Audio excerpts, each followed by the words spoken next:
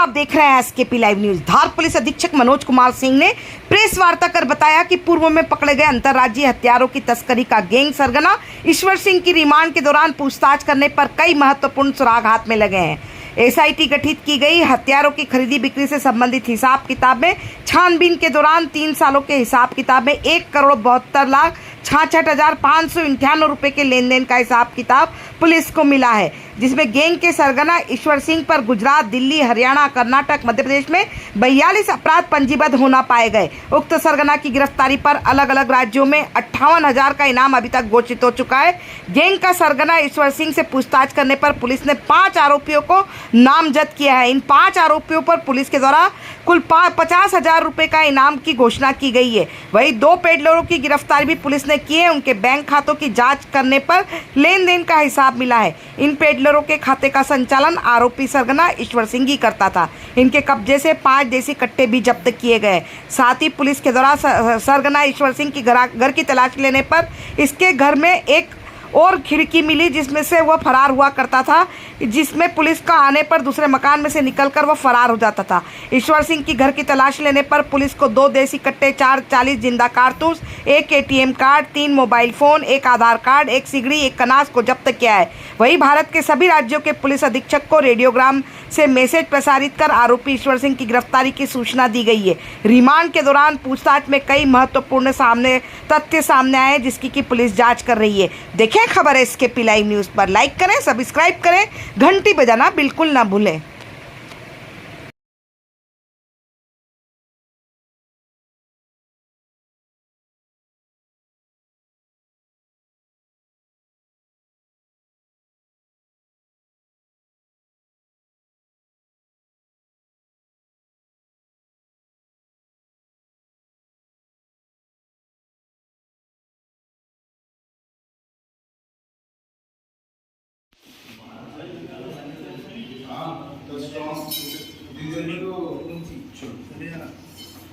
उसका निकलते हुए बनाओ, नीचे कुछ नहीं।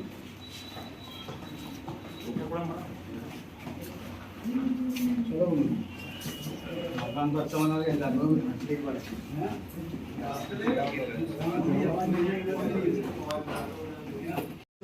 थोड़ा और पीछे हुई, थोड़ा और पीछे हुई, इस तरफ से यहाँ से और तुझे पीछे खड़ा हो, लॉक देखने दो, यहाँ से ये लॉक बताओ कि यहाँ से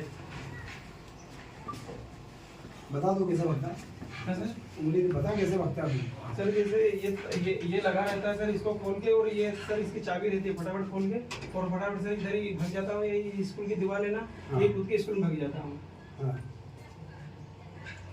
ये पहले कौन सी मंजिल पे? पहली मंजिल पे? जी सर, ये पहली मंजिल पे तुमने बिल्कुल ऐसा बना दिया है सर। ये इतना भरा हुआ ही है सर, खोद के जमीन। ये स्पेशल तूने भागने का रास्ता बनाया अपना? जी सर। चलो, ये सबसे पहले आज भारत निर्वाचन आयोग ने मध्य प्रदेश के आगामी विधानसभा चुनाव की तारीखों की घोषणा करी है। तो आप सबके माध्यम से धार की आम जनता को मैं आश्वस्त करना चाहता हूं कि धार विधानसभा चुनाव निर्भीक हो, निष्पक्ष हो, पारदर्शी हो और भयमुक्त हो। इसके लिए हम पूरा प्रयास करेंगे और हम प्रतिबद्ध भी हैं। ऐसा माहौल बनाएंगे, किसी भी गुंडे बदमाश के खिलाफ सख्त से सख्त कार्रवाई करेंगे, ताकि ऐसा माहौल बने कि लोग निर्भीक होकर के अपना मतदान कर सकें। जहाँ तक आज की खुलासे की बात है, तो आप सबको पता है कि पिछले दिनों ईश्वर नाम के व्यक्ति को हम लोगों ने अवैध हथियार तस्करी के मामले में उसके पूरे गैंग को पकड़ा था। गैंग को पकड़ने के बाद हमने एक एसआईटी गठित करी थी। हमारी एसआईटी ने पिछले 13 दिन में बहुत मेहनत करके बहुत सारे तथ्यों का खुलासा किया है। उसके इंट्रोगेशन से हम लोगों को ऐसे तथ्य सामने आए हैं कि पहले जो 33 मामले थे, अब कुल मिलाकर के 42 मामलों में यह अपराधी रह चुका है और 6 राज्यों में ये वांटेड है। इसका जो बेचने और हथियार बनाने का तौर तरीका था और जिस तरह से पेडलर बना रखा था, उन सारों की हम लोगों ने पड़ताल करी, पूछताछ करी। इसके 5-6 ऐसे पेडलर हम लोगों को ज्ञात हुए हैं, जिसके खातों में ये पैसा बुलाता था। अवैध हथियार की तस्करी करके उसी खाते को हैंडल करके, स्वतः हैंडल करके और पैसा बुला करके उसके एटीएम, पेटीएम, पासबुक से पैसा हैंडल करता था।